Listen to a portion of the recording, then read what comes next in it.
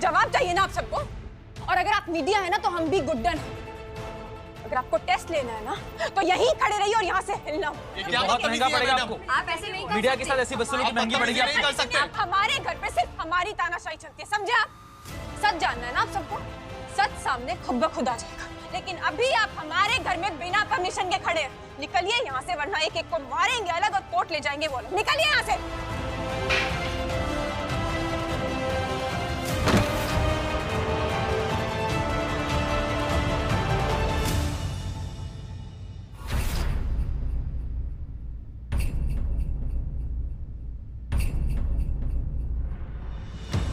एक बाप को और कितना कमजोर करना चाहती हो तुम?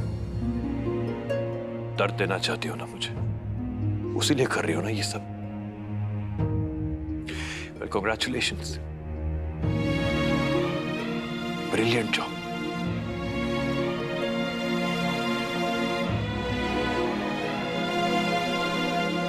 Proud of you.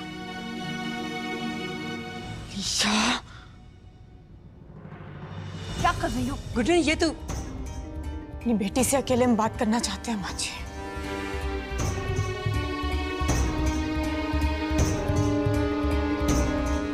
चलो हमारे साथ।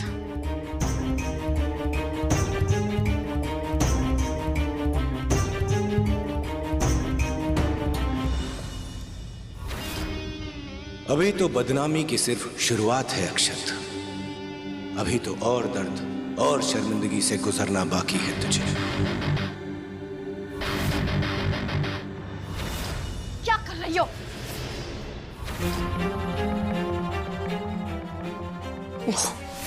मार दो हमें और ले लो अपना सारा बदला। मारो हमें अलीशा और कर दो इस खेल को खत्म आज ही। मारो, मारो अलीशा, मारो। क्यों रुक गई? क्यों रुक गई? यही चाहती हो ना तुम? हमसे बदला लेना, हमें दर्द देना, हमें जिंदगी भर तड़पाना? तो क्यों नहीं मार देती? मार दो ना। मानती हो ना तुम कि हमने तुम्हारी माँ का कत्ल किया है? तो मार दो ना, हमें ले लो हमसे बदला। पर उस देवता जैसे इंसान जिंदल साहब की आंखों में दर्द और शर्म के आंसू नहीं देख सकते हो। क्यों कर रही हो तुम ये सब? बाहर सबने हमारी इज्जत उछाली अलीशा, हमें गंदी गंदी बातें बोली, क्या कुछ नहीं कहा। सौतेली माँ का लांछन लगा हम पर। हमें उतना बुरा नहीं लगा जितना हमें तब लगा जब हमने जिंदल साहब की आंखों में वो शर्म के आंसू देखे। क्यों कर रही हो अलीशा तुम ऐसा? देखो, बेटियां पापा की प्रिंसेस होती हैं अलीशा, और ये बेटी अपने ही पापा को रुला रही है। क्यों क्यों कर रही हो? ये देखो, देखो खुद को। ये दर्द, ये आंसू, तुम्हारे सवालों का यही जवाब है। जितना दर्द तुम्हारे जिंदल साहब को मिलेगा उतना तुम्हें मिलेगा, डबल बार। बिल्कुल वैसे ही जैसे तुमने किया, मेरी मम्मी को मार डाला, और अब वो दुख मैं झेल रही हूँ। तुम गुड्डन को दुख पहुंचाना चाहती हो?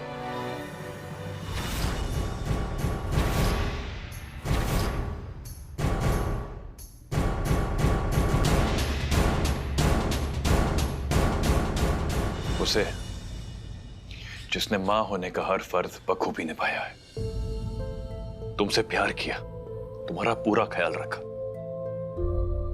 अलीशा, शायद तुमको लगता होगा कि गुड्डन और मैं कमजोर हैं, लेकिन सच बस यही है कि हम एक जवान बेटी के मां बाप हैं। वरना मैंने आज तक अपनी गुड्डन को इतना बेबस और लाचार किसी के सामने नहीं देखा। सिर्फ बच्चे ही होते हैं जो अपने माँ बाप को इतना कमजोर बना सकते हैं, उनको इस तरह से हरा सकते हैं। गुड्डन ठीक कह रही है, तुम अपना काम करो, लेकिन हमें भी अपना माँ बाप होने का फर्ज निभाने दो। हाँ, बहुत अफसोस होता है ये कहते हुए कि तुम ठीक उस कहानी के बिच्छू जैसी बन गई हो बेटा, जिसकी फितरत ही डंक मारना होता है। लेकिन हम भी तुम्हारे माँ बाप हैं, हमारी भी फितरत नहीं बदलेगी, तुम्हें बचाने की, तुम्हारा ख्याल रखने की। इसीलिए तुम चाहे जितना दर्द दो, जितनी बार हमें डंक मारो, हम दोनों तुम्हें कभी डूबने नहीं देंगे, तुम्हें हमेशा बचाएंगे, तुम चाहो या ना चाहो, साथ में।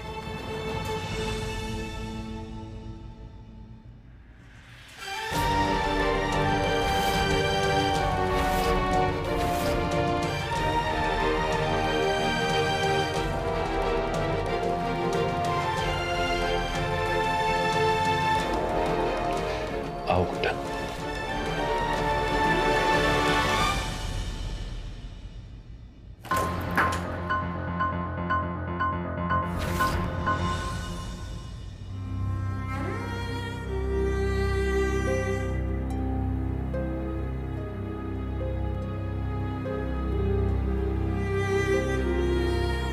दादी, दादी अब कब तक नहीं खाएंगी खाना? थोड़ा सा खाना खा लीजिए। दादी प्लीज। पूरा घर लड़ रहा हो, महाभारत के युद्ध जैसा घर में माहौल हो, तो मेरे गले से एक निवाला भी कैसे उतर सकता है? महाभारत के युद्ध में तो भाई भाई लड़े थे, यहाँ तो बच्चे माँ बाप से लड़ रहे हैं। कान्हा, क्यों कर रहा है ये सब कुछ? इस उम्र में कैसे दुख दे रहा है तू? सब ठीक हो जाएगा अब। क्योंकि यही सही है दादी, सिंपल। तू तो चुप ही रह, जब बोलेगी उल्टा ही बोलेगी। ये जो कुछ भी हो रहा है तुझे क्या लगता है सही हो रहा है? हाँ दादी, आपको पता है ना कि सांप का बच्चा कैसा होता है? डसने वाला सांप। हाँ, तो आज अलीशा जो कुछ भी कर रही है उसमें हैरान होने की क्या जरूरत है? सबको पता है ना कि वो अंतरा जी की बेटी है, तो सबको ये भी पता है कि अंतरा जी कितनी बड़ी जहरीली नागिन थी। तो जब नागिन के बच्चे को पनाह दोगी, दूध पिलाओगी, जबरदस्ती माँ बनोगी, तो वो आज नहीं तो कल डस लेगी ना, है कि नहीं? बताओ दादी, मुझे ऐसा लगता है ना कि इसमें अलीशा की कोई गलती नहीं है, गलती पूरी उस गुड्डन की है। अरे जबरदस्ती माँ क्यों बनना? मुझे पता है कि गुड्डन से आज तक सब कुछ हो पाया है, पर एक नागिन की फितरत को बदलना उससे ना हो पाएगा।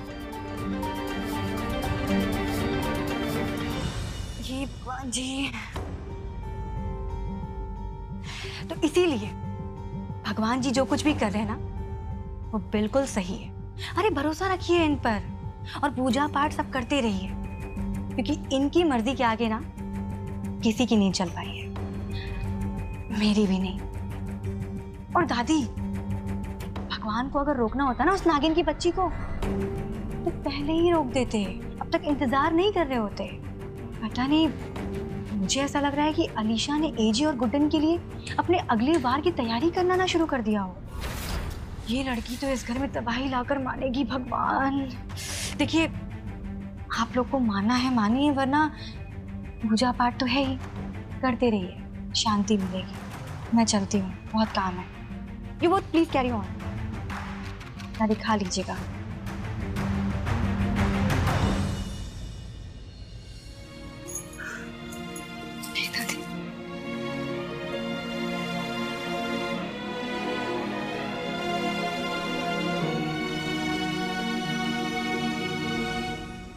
शादी हुई है तो ये पहली रसोई की रस्म करना तो बनता है। ये छोटे छोटे दर्द के डोज तो मैं देती रहूंगी। आज मेरी पहली रसोई है और रसोईया तो इंदौर का सबसे बड़ा शेफ है। उसी की रसोई में कुछ दर्द भरा पकाने में कितना मजा आएगा ना। कि दर्द भरी दाल, दर्द भरे आलू, दर्द भरे चावल और ये चली रोटी। बड़े माँ बाप बने फिरते हैं ना, अब बेटी की पहली रसोई है तो खाना तो पड़ेगा।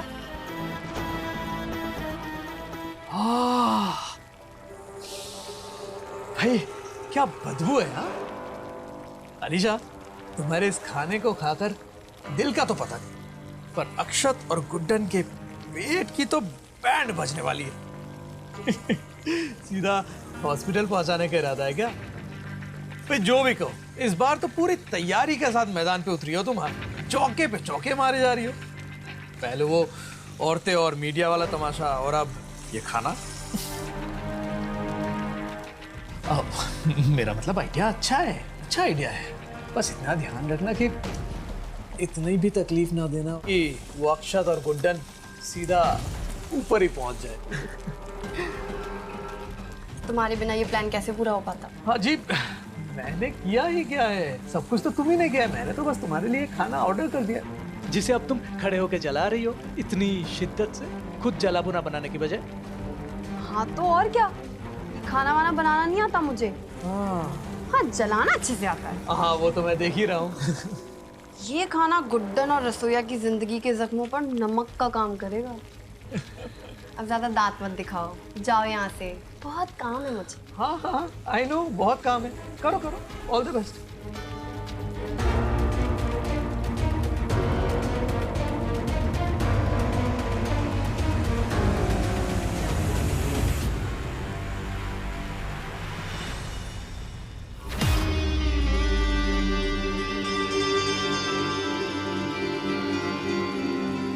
बेवकूफ लड़की, पहली रसोई में सिर्फ ये जला भुना खाने से कहाँ उतनी तकलीफ होगी उस ठीठ अक्षत और उसके परिवार को।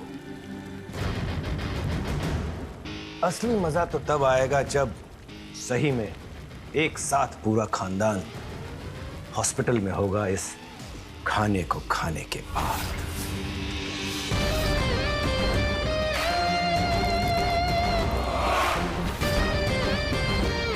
शायद फूड पॉइजनिंग से या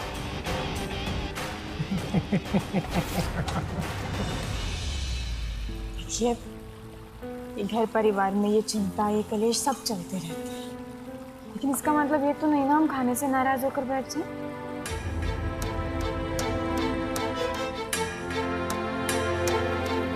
प्लीज थोड़ा सा खाना खा लीजिए। गुड्डन, घर में जब अपने ही अपनों के दुश्मन बन जाते हैं तो घर को तोड़ के रख देते हैं।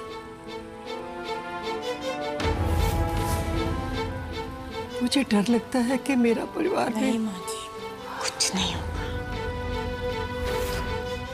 देखिएगा, ऐसे ही एकजुट होकर रहेंगे सब। मुश्किलें तो आती जाती रहती हैं। और आपको किस बात की टेंशन है? हाँ, अलीशा की टेंशन है। ठीक है, अलीशा को ना हम खुद ब खुद ठीक कर देंगे। एक माँ का वादा है आपसे। ओहो, खाने के टाइम पे भी महान माँ होने का भाषण। थक नहीं जाती तुम गुड्डन? चलो बाकी बातें ना बाद में करते हैं। अब खुद को माँ बाप कहते हो तो आज माँ बाप होने का फर्ज भी निभा दो। बेटी की पहली रसोई है, सब खाना मैंने बनाया है। अरे लाइए ना, खाएंगे ना?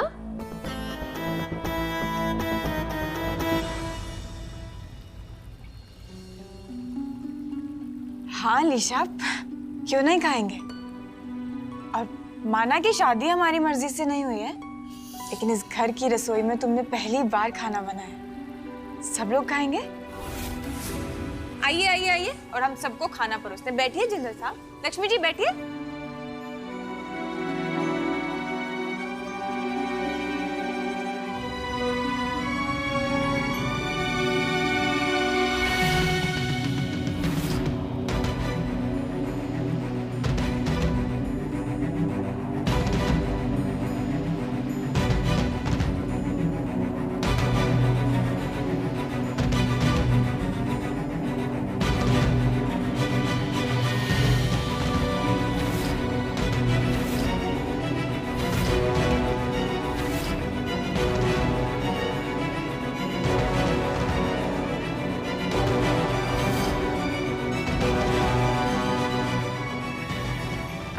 खाइए ना, ईशा ने पहली बार खाना बनाया। लाइए हम परोसते हैं। लीजिए जिंदल साहब।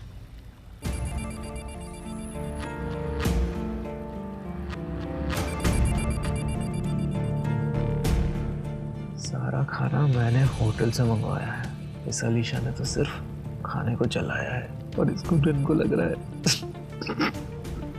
वो सब ठीक है, लेकिन मैं ये जला हुआ खाना नहीं खाऊंगी। यार बीवी जी, हमारे लिए होटल से अलग से खाना मंगवा लिया है मैंने। टेंशन क्यों लेती हो?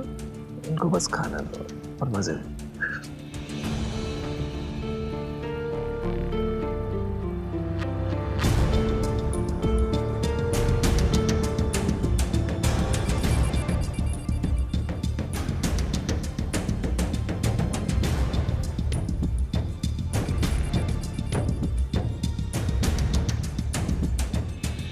सब इतनी शांति से इतना जला हुआ खाना क्यों खा रहे हैं? कोई कुछ रिएक्ट क्यों नहीं कर रहा?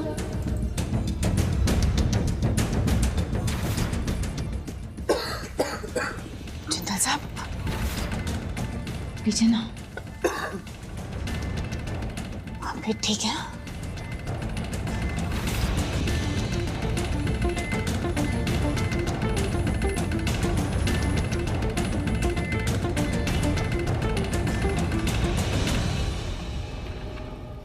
बुराई पर सिर्फ अच्छाई से जीत पाई जा सकती है जिंदल साहब।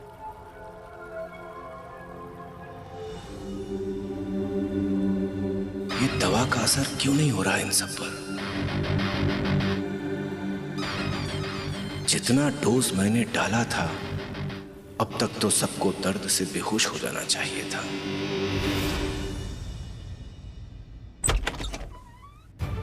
कैसे हो सकता है? दवाई तो मैंने ठीक ठाक मिलाई थी सब्जी में, फिर असर क्यों नहीं हुआ?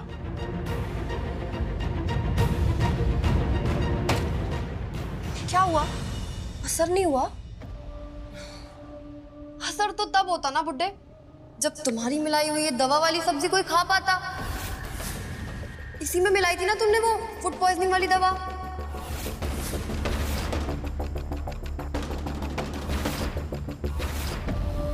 मुझसे छुपकर, नजर रखकर, मौका मिलते ही दवा मिला दी थी ना।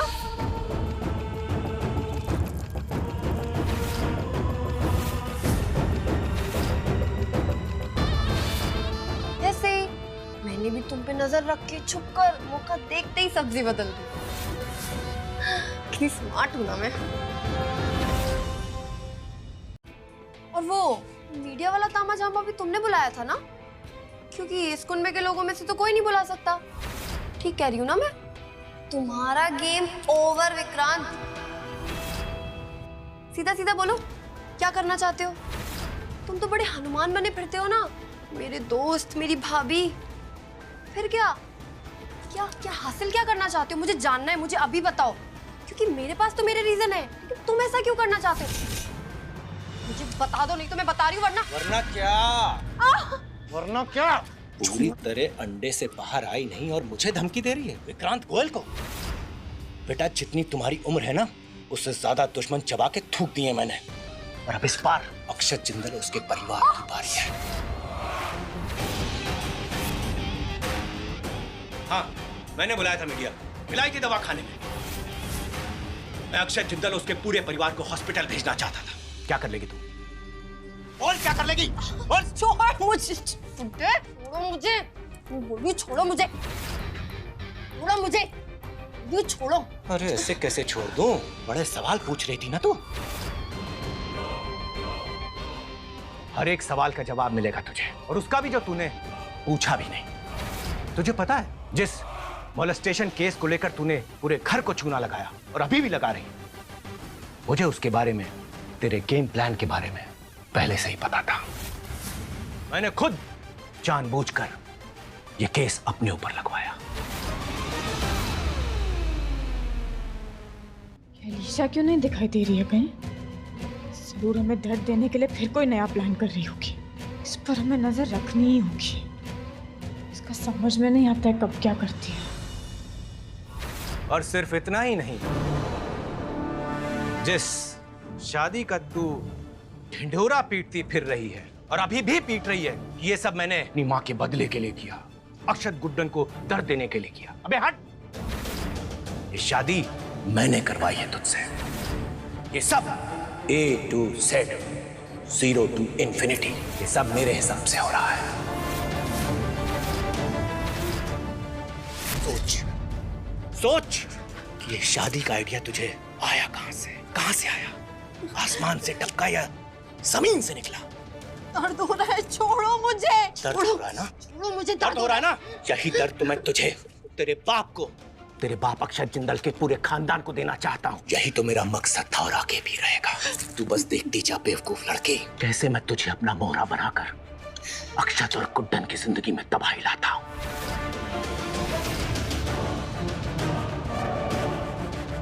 तुझे क्या लगता था ये सारा खेल तेरा है? सच्चाई तो ये है बेटा कि इस खेल के असली बाप हमेशा से हम रहे हैं।